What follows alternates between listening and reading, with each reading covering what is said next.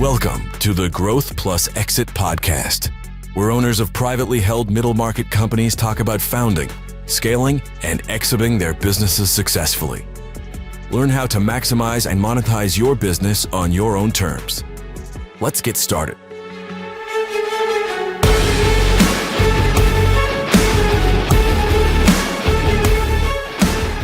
Hello, I'm Heather Bennett, your host for the Growth Plus Exit podcast, featuring business owners talking about founding, scaling, and potentially exiting their businesses successfully.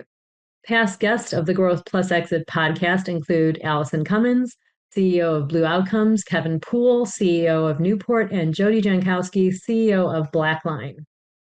This episode is brought to you by Newport LLC, a team of seasoned C-suite executives who help CEOs of privately held companies grow, de-risk, and exit their businesses successfully. To learn more about Newport, visit us at newportllc.com or find us on LinkedIn. Before introducing today's guest, I would like to thank the staff, Ark and Glenn at Rise25 for introducing me to my guest. Rise25 is the producer of this podcast. You can find Rise on LinkedIn or at their website, rise25.com. Today's guest is John Fairclough. John is the former president and founder of the Resicom Group, which helps retailers optimize the way they improve and maintain their store environment. Under his leadership, the company has evolved from a local construction company into an international provider of facility maintenance and construction services. Now, John enjoys sharing his story to inspire others, and very exciting, we'll be launching his book, Embrace for Impact, very soon. This book is about leadership development and activation, and certainly with John's experience, will be a wonderful read for anyone who's trying to build a business or start a business. John, welcome to the show. Thank you for having me. Glad to be here. So let's get right into it. How did you start Resicom? How did you get that company going? Tell me the story. Well, I've been working for one of my uncles who had owned a painting business, and then we worked together for a little bit. Really grew the heck out of his company, and we started butting heads. And I just had to go on my own. So I say he fired me. He says I quit. It's something in between there. But I was 23, and I opened up shop. And where did the idea come from? Because it doesn't sound like it was exactly the same business that you were doing with your uncle. Right. It wasn't. It was more out of necessity. I had to provide for myself. I didn't have any place to live. I didn't have any money. And I'd been working for my uncle, earning a paycheck and things. And his business was a painting company. And there's a lot of family members of mine that have been painters through the years. My great-grandfather, my grandfather, my uncles, there's a lot of my grandmother's brothers, my mom's brothers, everybody had been in the trades. And so it was natural for me to go there because when I needed side work or whatever, they would always put me to work. And so I bounced around from a few different uncles and then landed with this one. And he had a stable business. It was a small company, and he was looking to grow it. So I went on as a sales rep, and then anything I would sell, I would then run those projects. And so going that running its course, then me going on my own, I experienced success with it. Right, my second year with him, I doubled the size of his company, and we were off to the races. So I was being successful in it, but it wasn't something that I wanted to be in. I just needed to continue to earn an income, and so I went on my own and just kept doing some of the things I was doing for my uncle, but I evolved the business into having a different service line that he was not interested in. And that's really where I grew the business. So talk about those early years of the business. How did that growth happen? What was it like? I mean, you had to start, obviously, hiring other people and growing that way. What was that? What were those first couple of years like? Tomatoes and crackers, putting everything that I had into the business, every dollar I had. And you have to remember, I didn't have any equipment. I didn't have any vehicles. I didn't have vans. I didn't have any of the things that you needed to be in business. And so I would work, I'd make money, and then I would invest that money back into the company by buying the things that we needed in order to execute the work. And I had to find a bunch of different creative things to do. So there was a customer who wanted, who there was a customer that wanted to take the types of services I did and bring them in-house. So we did a couple of joint ventures where they financed it, and I recruited the people, ran the people and all of that, and we proposed that work, and we split the profits and things. So I had to find some creative ways to finance my business as I was building it, and just kind of kept doing that. And then I established a strong enough of a base where I could operate on my own. And that is what you're saying is resonates. That's very common. Those first many years are, I like the way you put it, soup and crackers. So when you talk about financing, what type of options were available to you, and what did you explore when you were trying to build? Because this type of work, to your point, actually does take quite a bit of resources. It's physical items, it's trucks, it's paint and supply, it's supplies, and Sure. it's paying workers to do the work. So, like, what type of options did you explore, and then what did you land on? Well, the first part, I was really grateful that I was in that kind of a business, because it really forced me to pay very close attention to cash flow. And now when I mentor business owners and I kind of see how they're operating, it's like you don't realize you're broke. Like they're where a lot of money they've borrowed money, they've got investors' money, and they just kind of run through the money, never really feeling the pain or the urgency on collections, or never paying attention to inventory is really kind of a drain on people. It's not, unless you can convert it to cash, you have to be able to convert your inventory into cash and things. So I learned some really smart lessons early on by not having it. And then I remember my business, I was 24. So when I was 23, I started, had no workers. I'm 24, and I've got 81 people working in the field. So I grew. But a few years earlier, I had lived in a car. So there's no money. There was no support system for me, financial support system or anything like that. And so I kept, I found the ways to creatively finance some of the bigger projects with that third party company.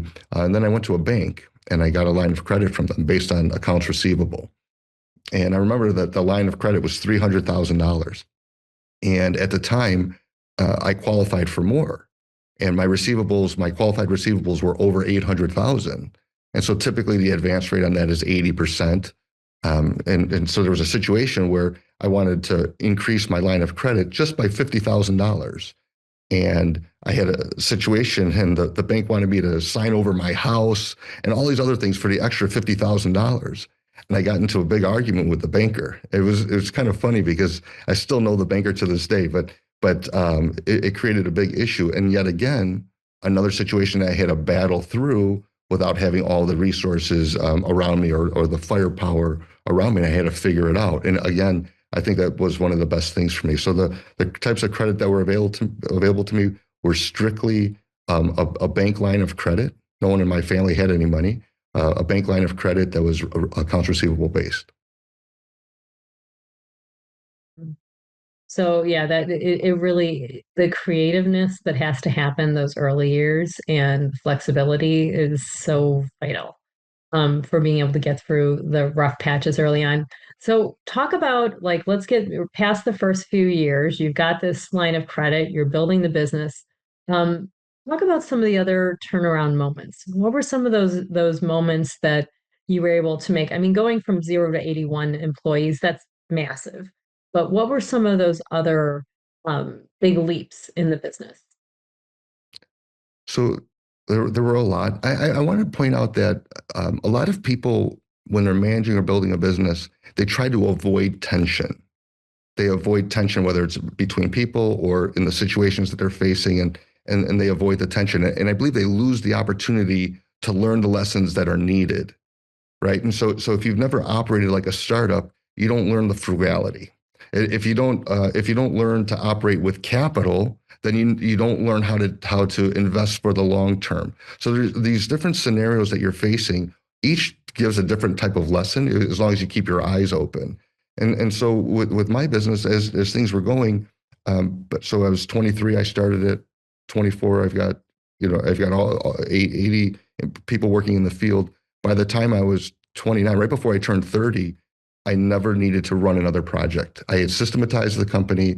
I had scaled it. We had moved from a local provider to going national. And it really came down to training people well. We had some fantastic crews that were out there doing all kinds of things. And so those inflection points for us, one was to go beyond our local area. So we went from local to kind of a tri-state regional player to a national player. That was a big change and an eye-opening moment on how important it was to deliver consistency. Perfecting consistency opened up all kinds of other opportunities for me to sell to other companies that needed consistency nationwide. And so a bunch of really cool things happened off of that. So my points of inflection were really around landing Abercrombie and Fitch as a client, because they were a national player that was obsessive about that in-store shopping experience. And someone like me, right, I'm in the trades, but my mind isn't as a tradesman, my mind is around scale. How do I perfect something so that I can use a less talented person to complete it? Not because I wanted to use less talented people, but if you look at McDonald's, they took food and they figured out a way to have minimum wage people cook it consistently the same way. And that's what I was trying to do. How do I simplify success, simplify the process so that I can take more of an entry-level person and train them on this piece and actually deliver consistently excellent service? And so landing at Abercrombie and Fitch as a client was a point of inflection for me. And then landing Lululemon was another piece, because that was a whole nother opportunity with a fast growth oriented company. And then, kind of going through that, the other big inflection point for me was 2008, when the financial world fell apart. My clients were retailers. I owned a ton of real estate, and so we know what happened to the real estate market. We know what happened to retail, and we know what happened in banking. And so that was the next big piece for me, and it was really tied to I had to finally accept that I'm a wartime leader. I'm great amongst the chaos, and I don't like managing things that are up and running well. I really like the intensity of work, and I didn't realize it at the time, but I love the intensity of hard work. I love that, and I love it when it's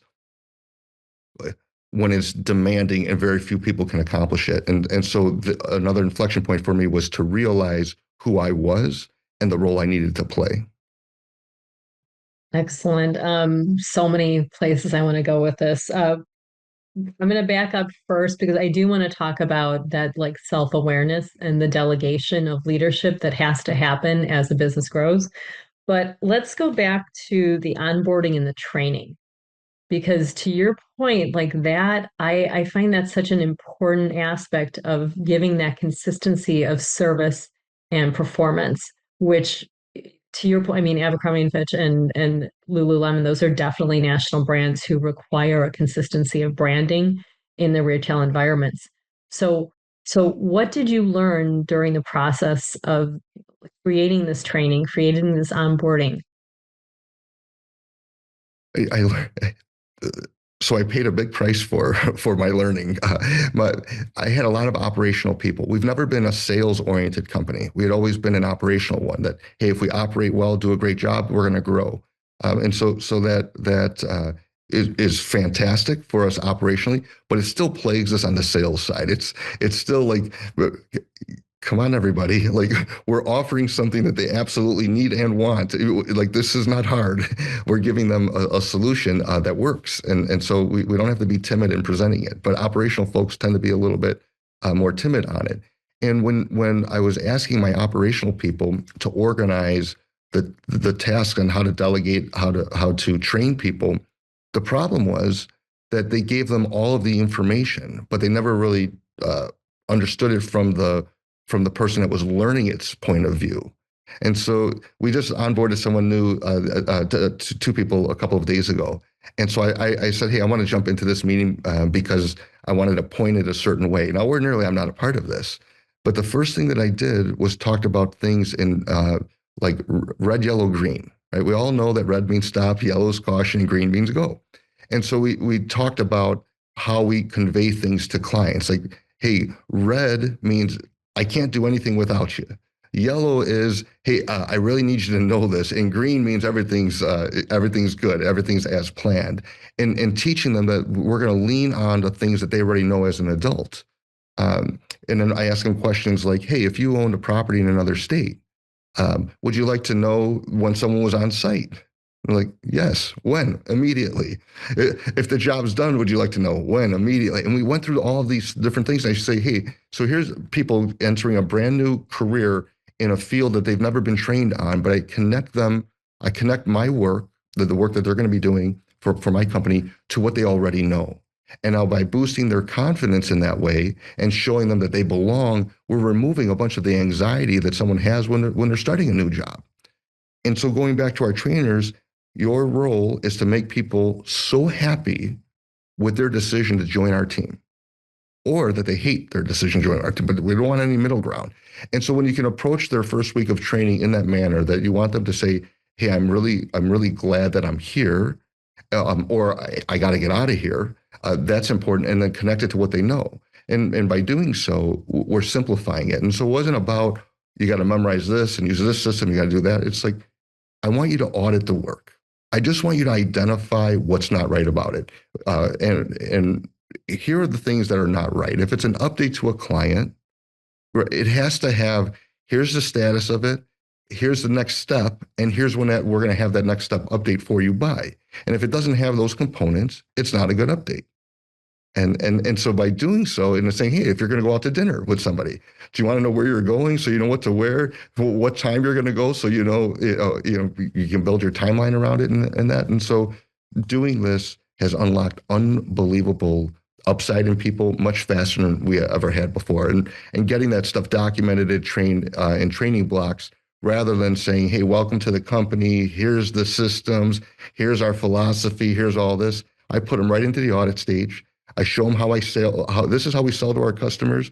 Here's the audit stage, go through this and learn that. And it's been wildly successful for us. I love that. And, definitely clear communications and clarity of expectations coming through. Do you find, because you're so upfront with expectations and how to audit and really keep those communications with the client during it, do you find that some of the trainees self-select themselves out? They're like, Sure. this doesn't feel like it. Because I don't think that's for everyone.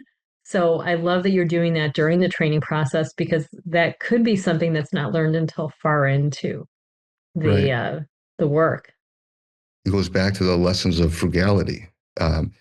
We had it done it so wrong because the operational people wanted to ensure everybody knew every step and everything they needed to do in order to be successful. And it's like, no, just break down the work into components and teach them to be successful in that component and get them in the work as quickly as possible.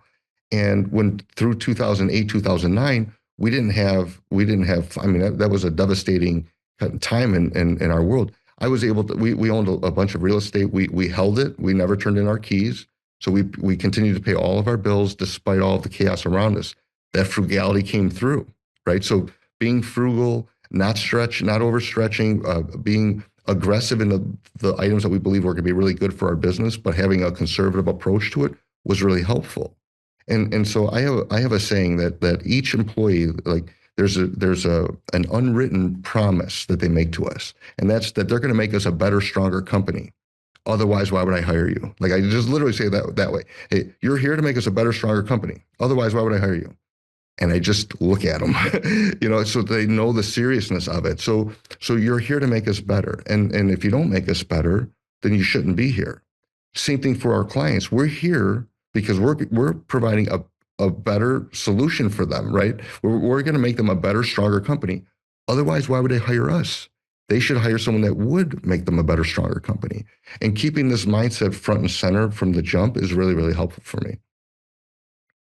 I love that. It's such a good mission and vision for the company to be focused on that. So let's fast forward to not just hiring those entry level, but the difficult part of delegating. You said you got to a point where you had a self-awareness of what you're really good at in terms of business and what you really enjoy and where you thrive in terms of what you can offer to grow and make that business thrive. So what happened there? How did you find leadership to come? How did you delegate so that you could really focus on that part? I love how you phrase that.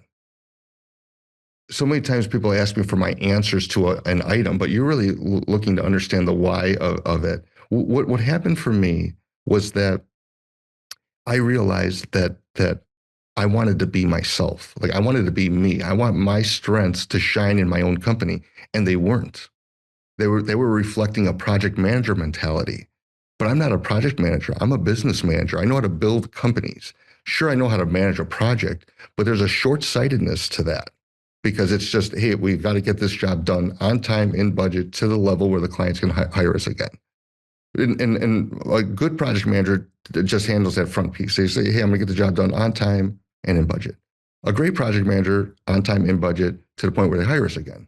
But a business owner mentality is going to be on time, in budget, where the client hires us again, but our processes are tested and verified or improved, and our team gains experience, right? So that we have a stronger staff. And so too many times that had been muted.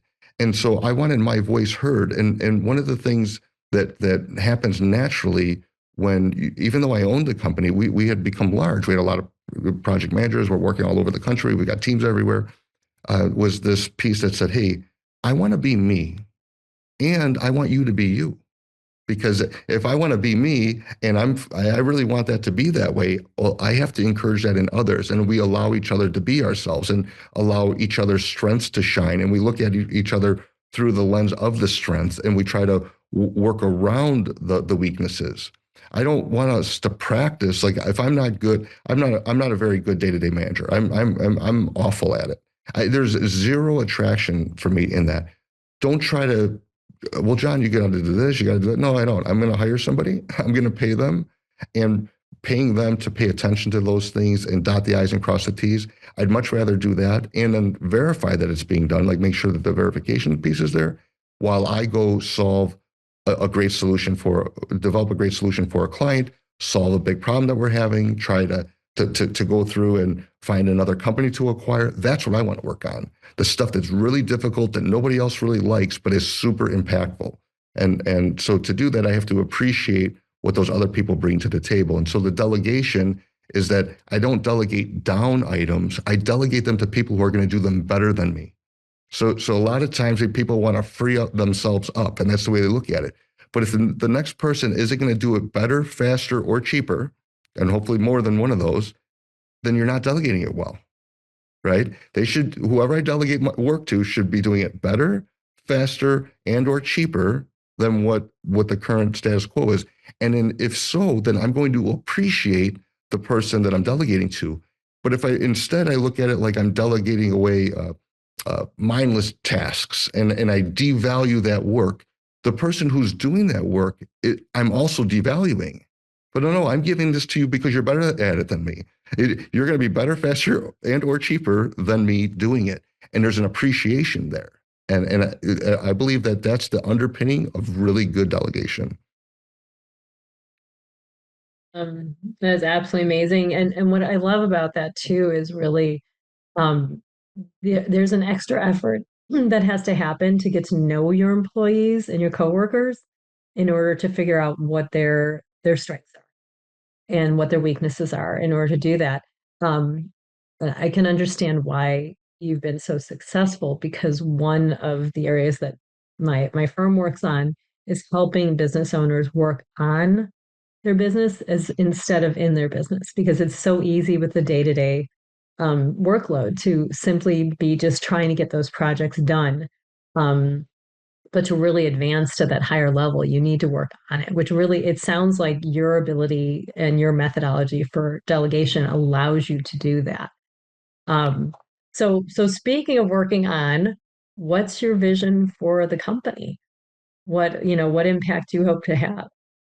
Sure. So one of the great things is there's not a whole lot of affirmation to someone in my spot, right? I mean, people will say, "Oh, you built a company," but they don't know they can only see certain throughputs of things, right? Maybe they see some financial success or things like that. But if you really examine what am I most proud of, it really is my peace. I love how peaceful and calm I am around things because I know that what we're building is strong and healthy. And when we went through this process because we were looking to grow and maybe get some of my estate planning done and go through an exit process. And I started going through where I would sell off a portion of the business, use raise capital to go out and buy other companies and just kind of roll up a bunch of my space. And I went through it, and it was amazing to see how positively our company was received by the marketplace. Now we've got strong revenue, strong margin. I mean, we've got clients that we've had for over 20 years. That's not common in a service business, and we've got a lot of them. And another thing, like the first person I ever hired is still with me. 3 of the first 5 people I've ever hired are still with me. I still have the same law firm. I still have the same accountant. I have the same insurance agent. We have all of these long-term relationships that are kind of a testament to how we operate. But we're demanding, right? I come off calm, but I'm a demanding SOB, but not in a bad way. Like I'm not asking someone to do something that's not possible. We just got to think about it and kind of drive through. And so my vision for the business, going through that and saying, hey, I'd love to bring on private equity to where they can make the investment, come up with the capital to buy other companies. I saw that we could do it on our own.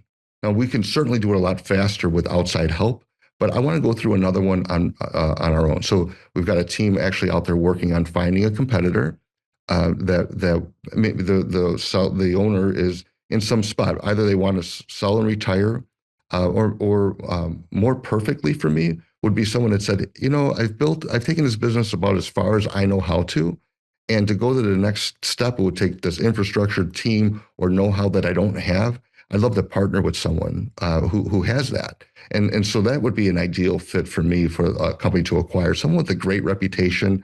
I don't care how their performance is because they're going to be in our own space. So I'm really good with data and figuring out what we need to tweak.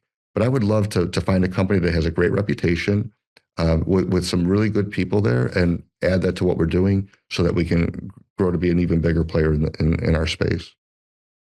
And you mentioned like the fact that you considered exit as a strategy. So talk about that process and where, maybe the decision to end up where you are now. Well, so my whole exit process was never an exit and leave. It was always to take on, I had wanted to build a bigger, stronger company. And when we went to market, we were seen as a platform. And so platforms are a premium, and then the bolt-ons are, those are more economical. And so so we were a platform that would want to have these other bolt-ons. And so going through that process, being affirmed that we are a strong platform, we have multiple lines of services that overlay very well that allow us to optimize. Like we are in a unique position to optimize because of our service offerings, and then with my way of processing the data. Now I have a team of us that are processing the data with the way that we look at it and the way that we've structured the business. See, we've built the company around our customer.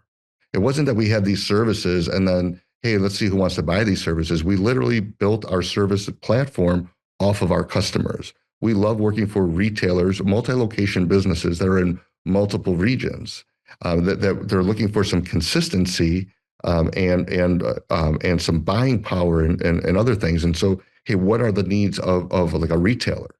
Well, these retailers have a bunch of different needs. I want to provide those services. And by being able to bundle them together, I'm able to drive optimization. And so it's really cool, the solutions that we've developed, and bolting on another company to it gives us the opportunity. Every new client makes us a better company. It gives us greater density. If we were to acquire another business, not only do we gain the density of their clients, but we also gain the experience of their team. We gain the relationships that they have with vendors. Where do they have great vendors? Where do we not have great vendors? So our growth should make us a better, stronger company. Otherwise, why would we grow? Right? Same kind of philosophy. So my big push now is to have myself be front and center of the acquisition process. So we've got people out there making phone calls to try to develop it. And then to review that would be myself and a couple of other people. And then if we were to acquire them, I would take the leading position with a couple of my operational folks and integrate that company and hopefully do some great things with them. That's awesome. I love hearing that. And there's nothing better than a good economies of scale strategy, especially and the consistency too. Coming from retail, you really need that consistency of experience. So tell me about what you're working on next. I know you had mentioned earlier a book. Well, how did that come about? Why did you decide to write it? Um, when is it launching? All that good stuff. Sure. So the name of the book is Embrace for Impact. But my original title was Be You, the best advice I ever gave myself. And if you knew more about me, I kind of have that little a little edge to my words, where I say things like, "Your raise becomes effective when you do." Just let it hang in the air of for people, or if you're not going to make the right decision, you probably shouldn't be the one making the decision. uh, so I've taken the frustrations of my life and I've been able to put them into a fast quip that hits people right between the eyes. Like, for whatever reason, just dealing with the frustrations of life, and I've had a lot of them, have made me funnier, right? So my friends laugh because I'll say these things and they sound like they're out of left field, but then when they review the tape, they're actually effective. And so I had started mentoring a bunch of business owners and entrepreneurs primarily, and saw that there's things that I say that are really helpful to them.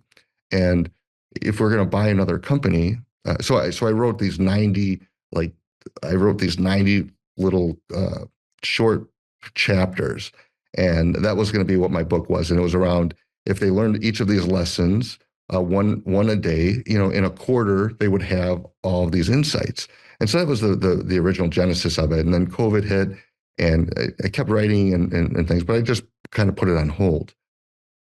Then I was just thinking about saying this 90-day stuff. I mean, nobody's got the patience for that. I want to get it down into 2 weeks, and now I want to get down to a week. Now I want to get it down to 8 hours. And so what I did was I took some of those ideas and then I just evolved it into saying, hey, what do entrepreneurs absolutely need?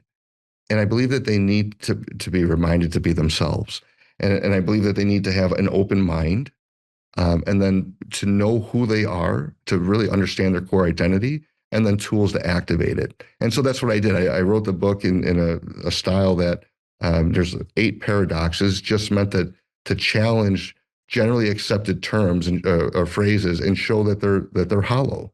That there's a more nuanced understanding to things. And then the second piece of it is to help people create a personal manifesto, like their definition of a good person. And there's other tools out there where, lead by your values or this or that. But this is a comprehensive way of taking a bunch of different inputs, where you ask other people, tell me about a person you admire. What are your core values, your core virtues? What does Myers-Briggs say about you? What are other, independent assessments saying about you? And bring all this stuff together so that you're able to articulate your definition of a good person. And then the third section of the book is around tools to activate that person and then to help that person recover. And so my thought was, hey, this would be super impactful. And I had some people review it. I had a psychologist go through an early draft, and they said, John, this would help somebody become psychologically indestructible. I was like, wow.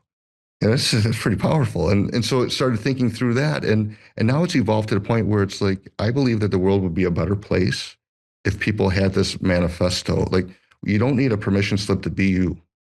And the world's told us that you do. And it's like, you don't.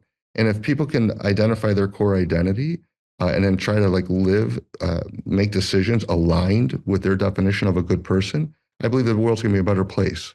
So I'm launching this mission, right, a movement to where I want 1 million people, and 1 million people to create their own personal manifesto and start living it. That is beautiful and truly something that's built on many years of learning. and really like experiencing it. So I've earned every one of these grays. And Yes, everyone. Yeah. not as many up there as there used to be. It's funny. So I have a book that's on personal branding, and I always get asked during podcast interviews, where do you start? And it always starts with self-awareness. So I love how your book is centered around taking the time to do that data search about who you are, to understand where, and the fact that once you find out who you are, then that gives you the reason and the permission to be you. So I can't wait to read this. It sounds amazing. That wonderful, just wonderful. And when is the book launching? It should be out in January. We're 2026. Okay. Yes, January Cool. 2026. Working with the publisher on getting some of that stuff finalized. Just yesterday, they sent over some book cover designs. So the process is starting to get fun. Yeah, I'm excited about it. Oh, you're just getting started. You're going to have a great time. Wonderful, wonderful. So I have one last question, but before I ask it, I want to point people to find you on LinkedIn. So it's linkedin.com, John Fairclough, so JohnFairclough. And then you also have a YouTube channel, which I'm presuming is they can find on your LinkedIn as well. Yes. So with building this business and all the insight that you've learned to create this very exciting book that's coming out, what would you like to tell future CEOs, future entrepreneurs, and I love the fact that you do mentor them, because it's really good to give back. I'm sure you've gotten great advice from your mentors, but like, what would you like to tell listeners of this program who are thinking about starting a company? What advice do they need to know? Wow, there's so much. I believe one of the best things for people, my favorite advice to give is always be you, right? That's very important. And in that is your right answers are different than mine. And the way that you should approach situations should utilize your talents. And you should forgive, for example, to the level that you're able to forgive. You shouldn't forgive the way that I'm able to forgive. You have to be yourself in each of those situations. And I believe that's really powerful, because so much is graded on what people do. But more than all of this, even though BU is so important to me, I believe that so many business owners suffer. Entrepreneurs really suffer because they identify with their business as if that's their person, and they commit everything in their life to it. And as soon as my website, as soon as we're working on making some updates to it. As soon as we're able to, I'm going to put a question out there that says, if you knew that starting your business was going to cost you your family, would you still have started your business? And I think it's unnecessarily cost so many. And the idea that your peace your peace must be at the center of your definition of success. If it's not, what's the sense in having all these great things if you're not peaceful? You don't have the order in your life that you want. And so my number one piece for entrepreneurs, even though it's not my favorite, like BU is my favorite, especially with it being the best advice I ever gave myself. I love that part of it. It would be that your objectives or your definition of success must include your peace at the center. That's incredible. Great advice. I've been talking with John Fairclough, founder and chairman of Resicom Group and author of the soon-to-be-released Embrace for Impact. Definitely a book worth having every future business owner read. John, thank you so much for sharing your story and experience. Thank you. I've really enjoyed this. Excellent. Thank you for listening to the Growth Plus Exit podcast, sponsored by Newport, a unique national business advisory firm. If you enjoyed this show, be sure to share, like, and subscribe for future episodes.